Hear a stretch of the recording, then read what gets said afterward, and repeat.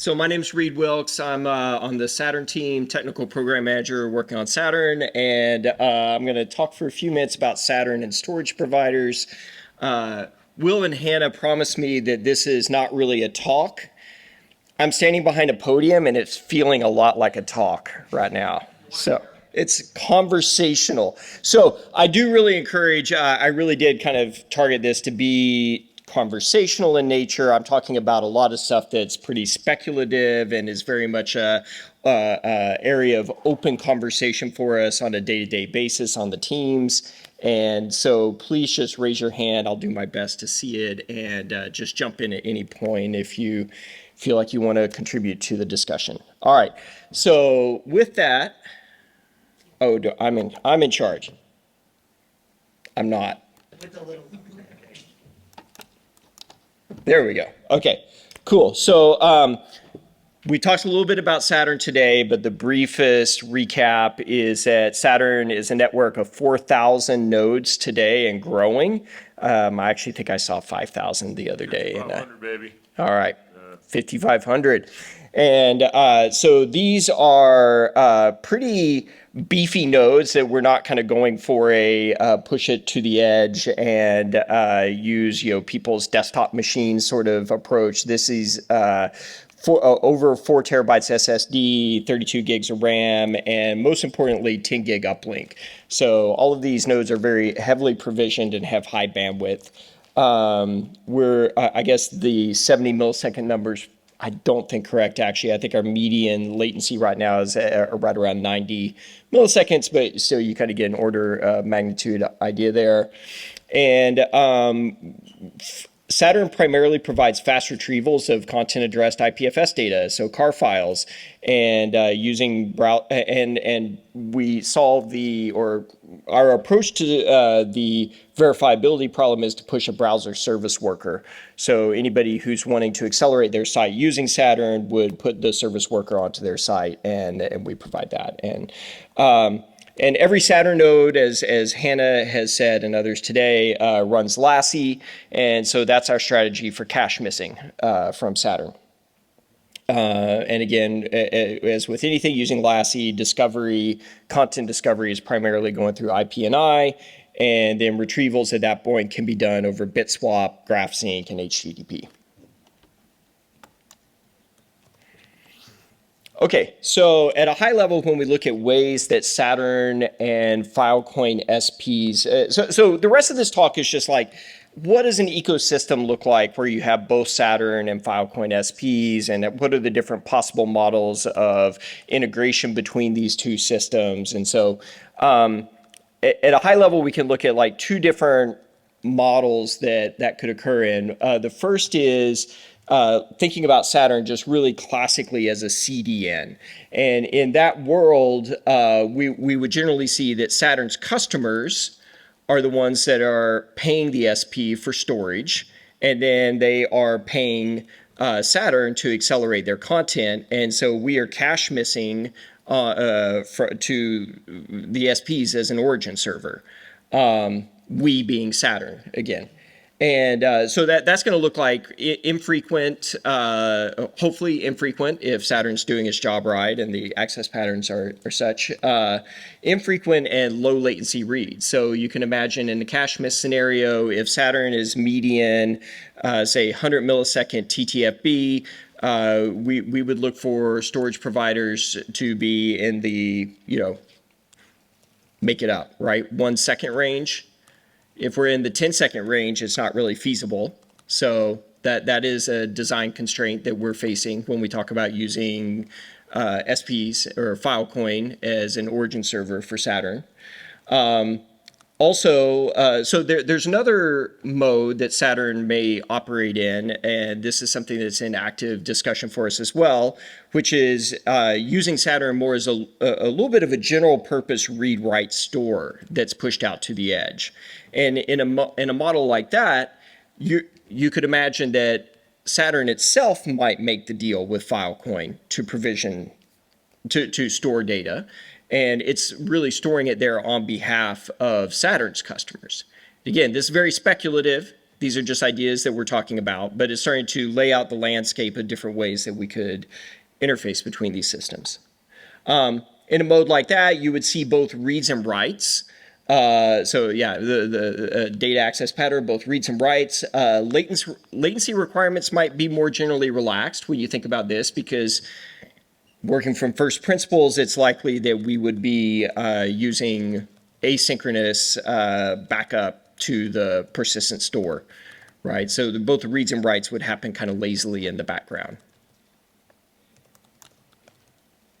Okay, so core technical requirements of integrating Saturn to SPs. Again, Lassie is how we retrieve data into Saturn. So it's really all based off of the requirements for Lassie. But we talked about latency a little bit. It's likely to be the case that you would want Filecoin retrievals to be, in the 1 second range or less to make any of the actual scenarios on Saturn viable. And I wanted to call out that this also probably makes cache pre-filling something that is important for Saturn to be thinking about.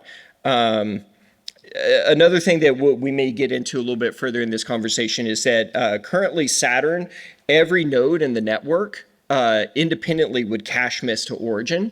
And so that's another improvement to Saturn that we have talked about before and is likely going to be important as time goes on, is that Saturn should be able to share content between nodes in the network. So currently Saturn, that is the next point there. And then SPs must turn on GraphSync and or HTTP Trustless Gateway API. So, correct? Yeah. Yeah. Or BitSwap, they could turn on Booster BitSwap and we could get their content. Okay. And then again, we're going to use IPNI for content lookups for the most part. So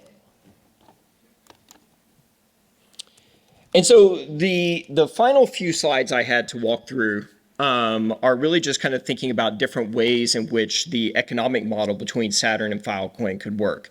And I think that there's a lot of different ways that you can model like value exchanges happening over time. And these are not, this is not comprehensive. This is just a few examples of ways this could work, right? So you could imagine a world in which a Filecoin SP sees value in Saturn as providing basically, is a cheaper way of providing the retrievals than trying to serve those directly off the storage nodes themselves, right?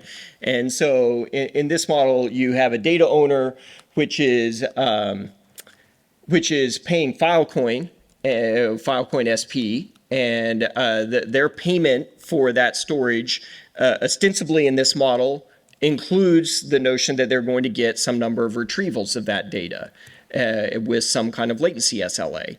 And so they're paying the Filecoin SP for this, and Filecoin SP could turn around and then leverage Saturn, be a customer to Saturn to say, help accelerate the content or provide the retrievals. Keep that cached and provide it quickly so I don't have to.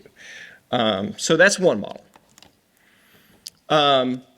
Another model, and this is probably the most default model you can imagine that we talk about, is that I'm a customer, and this is really how like Web 2 CDN scenarios work generally today, is that as you're building an application or a website, you're going to pay one company or entity to store your data, and then you're going to separately pay for CDN content acceleration on top of that.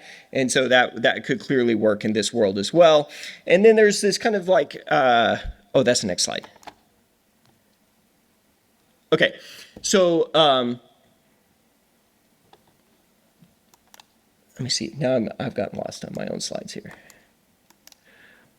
Okay, so Saturn pays the Filecoin SP. So in this model, you could imagine a similar situation where the data owner is paying for both the CDN and for storage separately, but the Filecoin. So Saturn has a model of payment for our node operators, which works by the node operators are submitting logs into a centralized system. Today it's centralized. That's also work we have to do, but we get those logs, process those, and then are able to determine how much to compensate any node operator for the number of retrievals that they provided. There's no reason that can't scale outside of the Saturn, the edge of whatever circumference you draw around Saturn node operators. You could extend that system to a Filecoin SP. A Filecoin SP could go back to Saturn and say, I served you 10,000 retrievals. And get compensated just like a Saturn node operator does. So this is something we've discussed before, and I think is an interesting model for us to consider. And then a final model we could talk about is, again, I mentioned earlier that we've talked about Saturn offering both storage and retrieval kind of as a bundled package. And in that case, you would imagine that the payment goes from Saturn to the Filecoin SP. So Saturn is directly making deals with Filecoin SPs.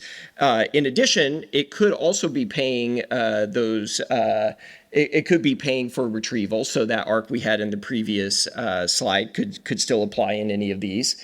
And then the data owner, the person who actually has the application, they want they're paying for infra for, they pay Saturn team for that.